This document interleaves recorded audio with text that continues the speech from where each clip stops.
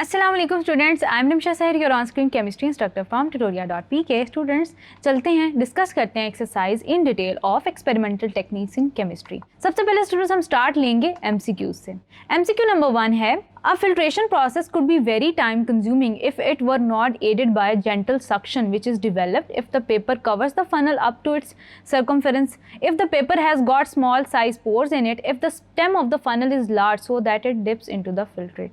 तो स्टूडेंट्स याद रखिएगा कि आपके पास फिल्ट्रेशन का प्रोसेस ज़्यादा टाइम कंज्यूमिंग तब होगा जब जेंटल सक्शन डेवलप नहीं होगी। अगर स्टूडेंट्स आपके पास if the stem of the funnel is large so that it dips into the filter, तो स्टूडेंट्स ये आपके पास राइट ऑप्शन है। देन स्टूडेंट्स आपके पास एमसीक्यू नंबर 2 है, during the process of crystallisation the hot saturated solution is cooled very slowly, is cooled at a moderate rate to get medium size crystal, is evaporated to get the crystals of the product, is mix with an immiscible liquid to get pure crystals of the product. तो students आप याद रखेंगे कि आपने जब hot saturated solution को आपने moderately cool करना है ताकि आपको मीडियम साइज क्रिस्टल्स मिले। जैसे कि स्टूडेंट्स हमने क्रिस्टलाइजेशन के प्रोसेस में इसके कॉन्सिक्वेंसेस को थॉरली डिस्कस किया था, option number B. Then students आगे चलते हैं।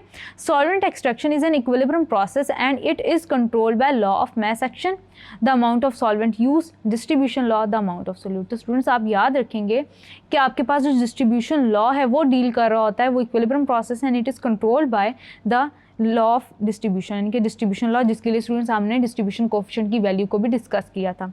देन स्टूडेंट्स आपके पास नंबर 4 है, solvent extraction method is a particularly useful technique for separation when the product to be separated is non-volatile or thermally unstable। then students volatile or thermally stable, non-volatile or thermally stable, volatile or thermally unstable। तो students हमने discuss किया था कि जब आपके पास product volatile और thermally unstable हो तब आप ये प्रोसेस यूज़ करते हैं। then students the comparative rates at which the solutes move in paper chromatography depends upon the size of the paper. RF values आपके पास आ जाती हैं टेम्परेचर ऑफ द एक्सपेरिमेंट या size of the chromatographic tank use. तो students अपनी RF values के accordingly जो analyte है या सोल्यूट है वो स्टूडेंट्स मूव करता है सॉल्वेंट फ्रंट के ऊपर या उसके अकॉर्डिंगली। देन स्टूडेंट्स ये तो हो गए हमारे MCQs। आगे चलते हैं स्टूडेंट्स, डिस्कस करते हैं आपके एक्सरसाइज में फिल इन द ब्लैंक्स को एंड ट्रू एंड फॉल्स को one by one. A complete chemical characterisation of a compound must include. तो स्टूडेंट्स हमने बिल्कुल चैप्टर के स्टार्ट में डिस्कस किया था कि आपके पास जो कंप्लीट केमिकल एनालिसिस होता है या कैरेक्टराइजेशन होता है उसमें क्वांटिटेटिव और क्वालिटेटिव दोनों एनालिसिस होते हैं। दैट इज़ क्वालिटेटिव एनालिसिस, ताकि आपको पता चले कि आप किस कंपाउंड के साथ डील कर रहे हैं, एंड क्वांटिटेटिव एनालिसिस की कितनी अमाउंट में डील कर रहे हैं, क्वांटिटेटिव एनालिसिस। देन स्टूडेंट्स आपके पास ब्लैंक नंबर 2 है, during filtration the tip of the stem of the funnel should touch the side of the beaker to avoid.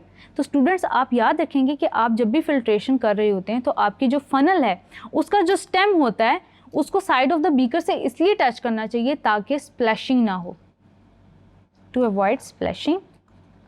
Then students next है, a fluted filter paper is use to dash the process of filtration. तो students आप याद रखेंगे कि आप एक normal कोन filter paper के मुकाबले में आप फ्लूटेड फिल्टर पेपर जिसकी जिग जैग अरेंजमेंट होती है जो कि उसका सरफेस एरिया इंक्रीज करती है, वो इसलिए इस्तेमाल करते हैं to increase the rate of process of filtration. Then students next है number 4, a solvent used for crystallization is required to dissolve dash of the substance at its boiling point and at the room temperature। यानी कि students आपके पास जो solvent use हो रहा है crystallisation में is required to dissolve large amount of the substance। Then students moving forward हम discuss करते हैं ट्रू एंड फॉल्स को वन बाय वन डिस्कस करते हैं। देन स्टूडेंट्स आपके पास नंबर 1 है, a qualitative analysis involves the identification of elements present in a compound, that is true.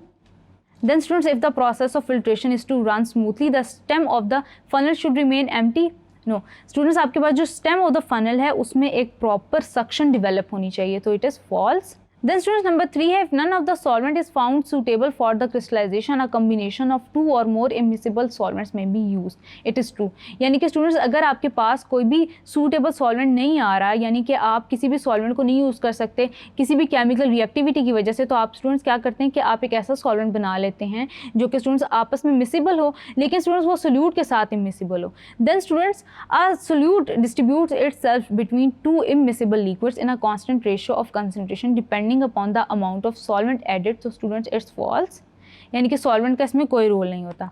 Then students paper chromatography is a technique of partition chromatography, तो students it's true, यानी कि students हम partition chromatography के अंदर liquid chromatography से deal कर रहे होते हैं, यानी कि जिसमें आपके पास स्टेशनरी और मोबाइल फेस दोनों लिक्विड्स होते हैं, वो partition chromatography and partition chromatography की एक स्पेसिफिक टाइप है हमारे पास पेपर क्रोमेटोग्राफी। देन स्टूडेंट्स हमने डिस्कस किए fill in the blanks and true and false, आगे चलते हैं डिस्कस करते हैं क्वेश्चंस को one by one. Thank you.